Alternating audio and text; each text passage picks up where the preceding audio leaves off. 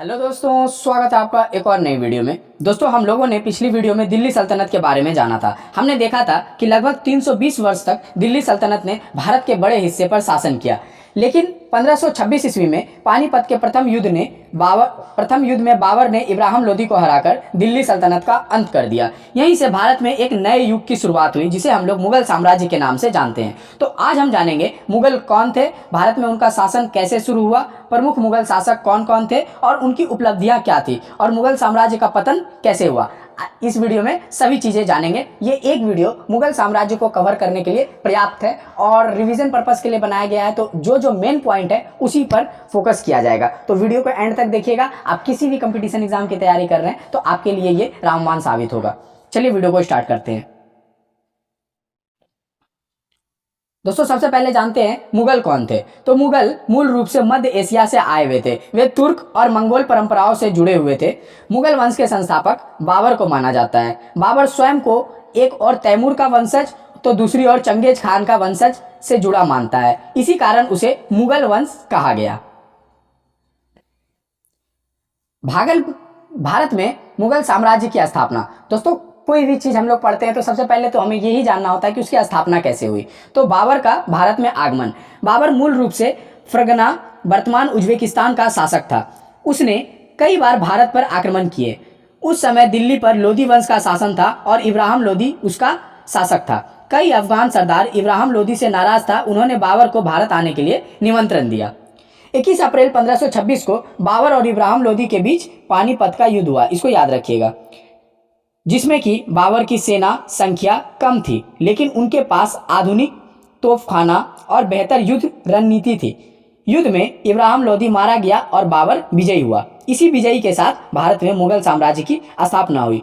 तो अगर देखा जाए कि भारत में मुगल साम्राज्य की स्थापना कैसे हुई, तो ये कहा जा सकता है कि बाबर उस समय मूल रूप से फरगना, जो कि वर्तमान में उज्बेकिस्तान है, वहाँ का शासक था। वो कई बार भारत पर आक्रमण कर चुके थे और इस समय दिल्ली सल्तनत जो लोदी वंश शासन कर रहा था, उसका शासक भी जो था इब्राहिम लोदी, उससे कई अफगान सरदार वो सब नाराज थे, जिस वजह से उन्होंने भारत पर आक्रमण करने के लिए बाबर को निमंत्रण दिया। तो उनके निमंत्रण पर बाबर पुनः भारत पर आक्रमण करने को लौटा और 21 अप्रैल 1526 ईस्वी को पानीपत का युद्ध हुआ। चूंकि बाबर के पास बहुत कम सेना थी, लेकिन इसके बावजूद उसके पास आधुनिक तोपखाने थे, एक मजबूत युद्ध नीति थी, रणनीति थी और उनके सेना मजबूत थे। इस वजह से उन्होंने इब्राहिम लोदी से युद्ध में इब्राहिम लोदी को मार गिराया और विजय पाया।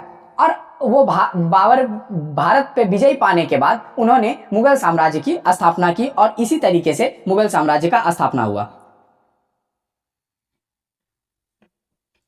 अब हम लोग जानते हैं कि मुगल साम्राज्य में कौन कौन से शासक थे। तो सबसे पहला था बाबर, जिसे मुगल साम्राज्य का संस्थापक कहा जाता है। यह 1526 ईस्वी से 1530 ईस्वी तक भारत पे शासन किया। उसने खानवा और घाघरा जैसी महत्वपूर्ण युद्ध भी जीती। बाबर एक अच्छा योद्धा होने के साथ साथ एक अच्छा लेखक भी था।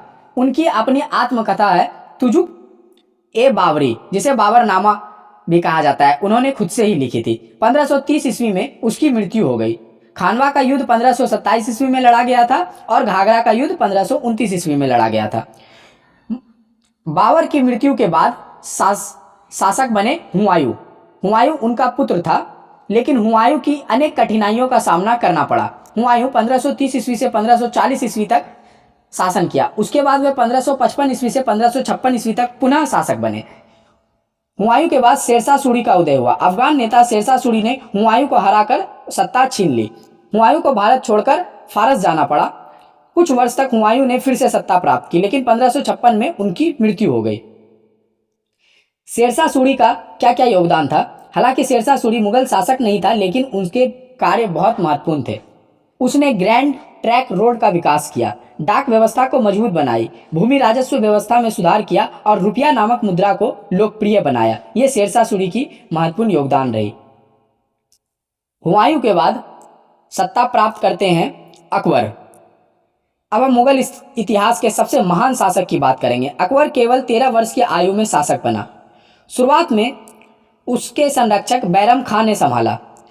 पानीपत की द्वितीय युद्ध 1556 ईस्वी, अकबर की सेना और हेमू के सेना के मध्य पानीपत का दूसरा युद्ध हुआ। अकबर की सेना इस युद्ध में विजय को प्राप्त हुई।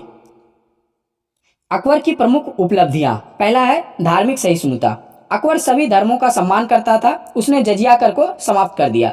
दोस्तों, जजिया कर वो कर होता है जो मुस्लिम नहीं है उसे जजिया कर देना पड़ता था, तो उसे अकबर ने समाप्त कर दिया। दीन ए इलाही, अकबर ने विभिन्न धर्म की अच्छी बातों को मिलाकर दीन ए इलाही नामक विचार प्रस्तुत किया। प्रशासनिक सुधार, अकबर ने मनसबदारी व्यवस्था शुरू की। राजस्व व्यवस्था को टोडरमल ने व्यवस्थित किया। साम्राज्य का विस्तार, अकबर ने राजस्थान, गुजरात, बंगाल और कश्मीर तक अपने साम्राज्य को फैलाया था। अकबर को मुगल वंश का सबसे महान शासक माना जाता है। उसके बाद आया जहांगीर। अकबर के बाद उसके पुत्र जहांगीर शासक बने। जहांगीर न्यायप्रिय शासक माना जाता था। उसने न्याय की जंजीर लगवाई थी ताकि आम लोग अपनी शिकायतें सीधे शासक तक पहुंच सके। उनकी पत्नी नूरजहां का शासन में काफ़ी प्रभाव रहा। उसके बाद शाहजहां का काल मुगल स्थापत्य कला का स्वर्ण माना जाता है। शाहजहां 1628 ईस्वी से 1658 ईस्वी तक शासक किए। जहांगीर के बाद शाहजहां ही शासक बना। उन्होंने ताजमहल, रेड फोर्ट, जामा मस्जिद जैसे बहुत ही महत्वपूर्ण इमारतों का निर्माण करवाया। ताजमहल का निर्माण उसने अपनी पत्नी मुमताज महल की स्मृति के लिए बनवाया। शाहजहां के बाद औरंगजेब अपना सत्ता स्थापित करते हैं। वे 1658 ईस्वी से 1707 तक शासन बनाए रखे। औरंगजेब मुगल साम्राज्य का अंतिम शक्तिशाली शासक था। उसने साम्राज्य का सबसे अधिक विस्तार किया। उसने शासन लगभग पूरे भारतीय उपमहाद्वीप तक फैला दिया। इनके जिंदगी में कौन कौन सी चुनौतियां आई? सबसे पहला था मराठों के विरुद्ध युद्ध, जाटों के विरुद्ध युद्ध, सिखों का संघर्ष और राजपूत में मतभेद। इन संघर्षों ने साम्राज्य को कमजोर करना शुरू कर दिया। मुगल साम्राज्य का पतन 1707 में औरंगजेब की मृत्यु की स्थिति के बाद उसके उत्तराधिकारी कमजोर साबित हुए। पतन का मुख्य कारण यह था उत्तराधिकारी के युद्ध। राजकुमारों के बीच लगातार संघर्ष होने लगे। विशाल साम्राज्य, इतने बड़े साम्राज्य को नियंत्रित करना कठिन हो गया। ये एक कारण है मुगल साम्राज्य का पतन होने का। अगला कारण क्षेत्रीय शक्तियों का उदय। मराठा, सिख, जाट और अन्य शक्तिशाली शासकों भी मजबूत हो गए। और आर्थिक समस्या, लगातार युद्ध के कारण खजाना कमजोर होता चला गया, जिस वजह से मुगल साम्राज्य का भी पतन होना शुरू हो गया। मुगल साम्राज्य का अंत 1857 के विद्रोह के बाद अंतिम मुगल शासक बहादुर शाह जफर को अंग्रेजों ने पद से हटा दिया। तो अगर कभी सवाल पूछा जाता है कई बार एग्जाम में कि मुगल साम्राज्य का अंतिम शासक कौन था, तो बहादुर शाह जफर। लेकिन अगर ये पूछा जाए कि मुगल साम्राज्य का पतन कहाँ से शुरू हो गया था, तो वो हो गया था 1707 ईस्वी से, जिस समय मुगल साम्राज्य का शासक औरंगजेब था। उसके बाद मुगल साम्राज्य का अंतिम शासक बहादुर शाह जफर था, जो कि 1857 के विद्रोह के वक्त शुरुआत उनके द्वारा, मतलब उन्हें ही शासक चुना गया था कि ये युद्ध का नेतृत्व यही कर रहे हैं। उसके बाद अंग्रेजों ने उसे सत्ता से हटा दिया। 1857 के बाद मुगल साम्राज्य का अंत हो गया और भारत में ब्रिटिश शासन की शुरुआत हो गई। मुगल साम्राज्य का भारत पर क्या क्या प्रभाव रहा? तो प्रशासन, मुगलों ने एक मजबूत प्रशासनिक व्यवस्था विकसित की। अगला है कला और स्थापत्य। ताजमहल, लाल किला और अनेक भव्य इमारतें इसी कला की देन है। संस्कृति, भारतीय और फारसी संस्कृतियों का मेल हुआ। संगीत, चित्रकला और साहित्य का विकास हुआ। अर्थव्यवस्था, कृषि, व्यापार और हस्तशिल्प को बढ़ावा मिला। भारत उस समय विश्व के सबसे समृद्ध देशों में गिना जाता था। निष्कर्ष दोस्तों, यदि एक वाक्य में कहा जाए कि मुगल ईस्वी में बाबर साम्राज्य, 1526 ईस्वी में बाबर द्वारा स्थापित मुगल साम्राज्य भारत के इतिहास का सबसे प्रभावशाली साम्राज्य में से एक था, जिसने लगभग 300 वर्ष तक भारतीय राजनीति, संस्कृति, कला और प्रशासन को गहराई से प्रभावित किया। हम लोगों जो भी पढ़े हैं उसमें परीक्षा की दृष्टि से याद रखने वाले कौन कौन से तथ्य हैं, तो सबसे पहला है पानीपत का प्रथम युद्ध। तो 1526 ईस्वी में पानीपत का प्रथम युद्ध हुआ था। इसी से भारत में मुगल साम्राज्य की स्थापना हुई। मुगल साम्राज्य का संस्थापक बाबर को माना जाता है। बाबरनामा पुस्तक क्या है? तो बाबर की आत्मकथा है। महानतम मुगल शासक कौन थे? तो अकबर। मुगल साम्राज्य का अंत कब हुआ? तो 1857 ईस्वी में। महानतम मुगल शासक अकबर। ताजमहल किसने बनवाया? तो शाहजहां ने। अंतिम शक्तिशाली शासक कौन था? तो औरंगजेब, जो कि 1707 में अपनी शासन मतलब अपना गद्दी छोड़ दिया। अंतिम मुगल सम्राट कौन थे? बहादुर शाह जफर, जिसे अंग्रेजों ने 1857 की क्रांति के वक्त इसे अपने सत्ता से स्थानांतरित कर दिया और ब्रिटिश शासन की शुरुआत हुई। दोस्तों ये था मुगल साम्राज्य से जुड़ी